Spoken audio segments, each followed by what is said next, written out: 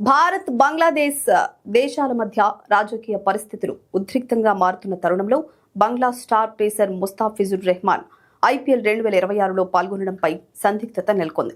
రెండు దేశాల మధ్య దౌత్య సంబంధాలు క్షీణించిన నేపథ్యంలో బీసీసీఐ ఈ విషయంపై స్పందించింది.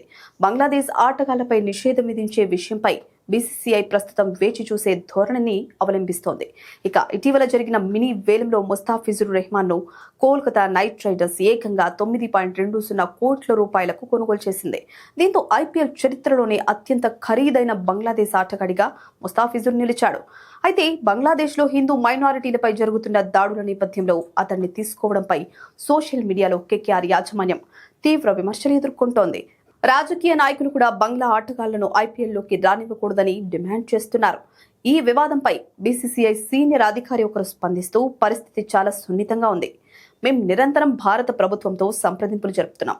ప్రభుత్వం నుంచి స్పష్టమైన ఆదేశాలు వచ్చే వరకు మేం బంగ్లా ఆటగాళ్లపై ఎటువంటి కఠిన నిర్ణయాలు తీసుకోం. బంగ్లాదేశ్ శత్రుదేశం కాదు కాబట్టి ప్రస్తుతం ముస్తాఫిజుర్ ఐపీఎల్ ఆడేందుకే మొగ్గు చూపుతున్నామని పేర్కొన్నారు.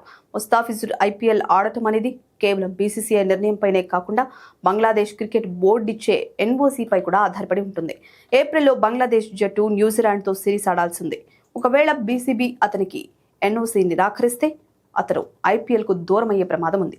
మరోవైపు టీ20 వరల్డ్ కప్ 2026 కోసం భారత్ వచ్చే బంగ్లాదేశ్ జట్టు వీసా గడువును పెంచడం ద్వారా ముస్తాఫిజుర్ ఐపీఎల్ ఆడేలా బీసీసీఐ విదేశీ వ్యవహారాల శాఖతో చర్చిస్తోంది. మరి ఇప్పటికే కొంతమంది ఈ ప్లేయర్ ఆడితే స్టేడియాన్ని ధ్వంసం చేస్తామని హెచ్చరించిన సంగతి తెలిసిందే. ఈ క్రమంలో సీజన్ ప్రారంభమయ్యే వరకు బీసీసీఐ ఎదురు చూసే పరిస్థితి నెలకొంది. అప్పటికేదైనా ఈ గొడవలు సద్దుమణిగితే అతడు ఆడే అవకాశం ఉంటుంది.